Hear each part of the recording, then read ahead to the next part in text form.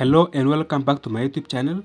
This is Pony Reports. It's been a year since the assassination of whistleblower BABITA DEOKARAN. Activists have taken part in shaping the history before and have helped humanity in one way or another. One of them is BABITA DEOKARAN. She was a South African whistleblower murdered for reporting corruption at the Gauteng Department of Health, where she was working as the acting chief director financial accounting officer. Today, we are going to understand the details before, during and after her death.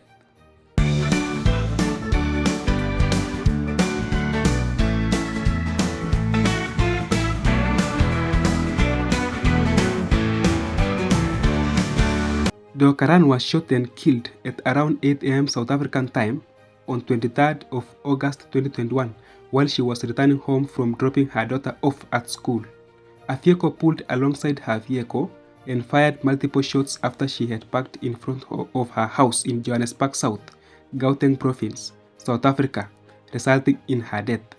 The case caused significant controversy in South Africa, given DEOKARAN's status as the anti-corruption whistleblower and the lack of protection afforded to her by the state. At the time of her death, DEOKARAN was the acting chief financial officer at the Gauteng Provincial Government Department of Health. It was reported in the media that her death was linked to corrupt COVID-19 PPE procurement scandal to the value of 332 million rands, which is equal to $20 million within the Gauteng Provincial Department of Health. She was gunned down while investigating tenders awarded to the Tembisa Hospital by the Gauteng Health Department at the peak of the COVID-19 pandemic. An official from the South African Special Investigating Unit confirmed that DEOKARAN was a key witness in the investigation to expose a syndicate setup to benefit from the state corruption. DEOKARAN had been on special leave for 1 year prior to her death whilst the investigation was underway. A neighbor informed the police that he had seen a suspicious BMW vehicle at the murder location multiple times before the event. This information enabled the authorities to trace the vehicle to the former member of South African National Defence Force living in Pretoria area and resulted in the arrest of 6 suspects. A passenger in DEOKARAN's vehicle at the time of the murder also provided important evidence leading to the arrests. The Sunday Times reported that DEOKARAN had been stalked and observed by her alleged assassins for more than 1 month prior to her death. The Sunday Times report also stated that CCTV cameras in the area had been mysteriously disabled just prior to the assassination, whilst sophisticated surveillance software might have been used to monitor DEOKARAN's mobile phone and track her movements. The 6 suspects were reported by the media to have been hired assassins, with Cape Talk reporting that they were allegedly paid 2 million rands or $120,000.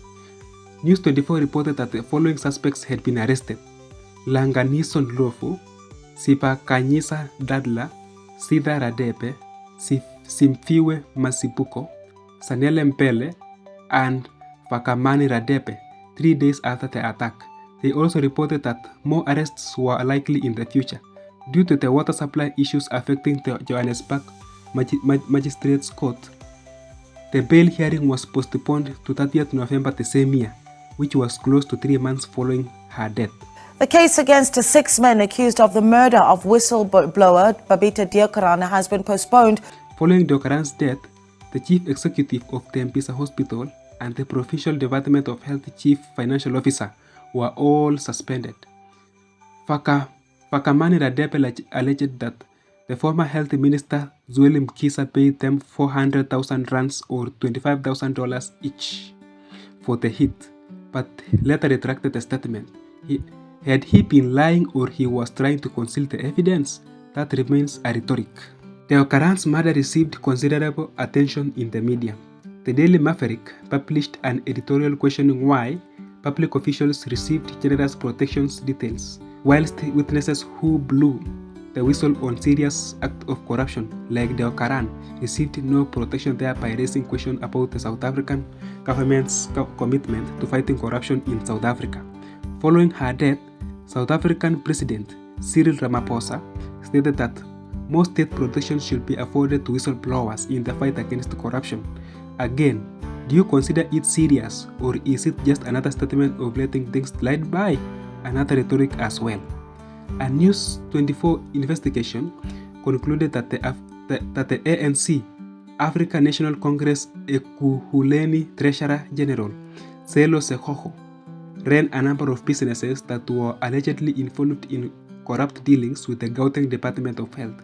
News 24 reported that Deokaran raised concerns over the nature of these dealings shortly before her assassination.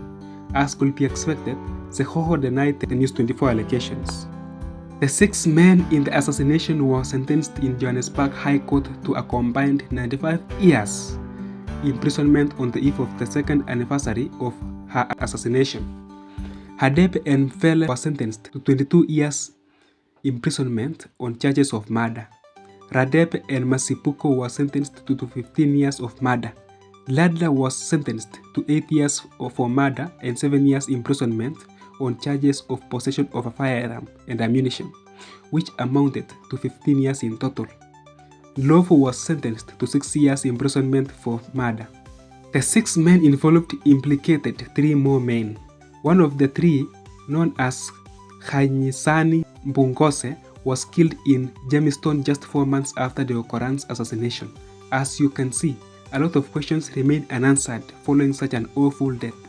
Thank you so much for watching the video, and until the next one, stay safe and always trust yourself and God only.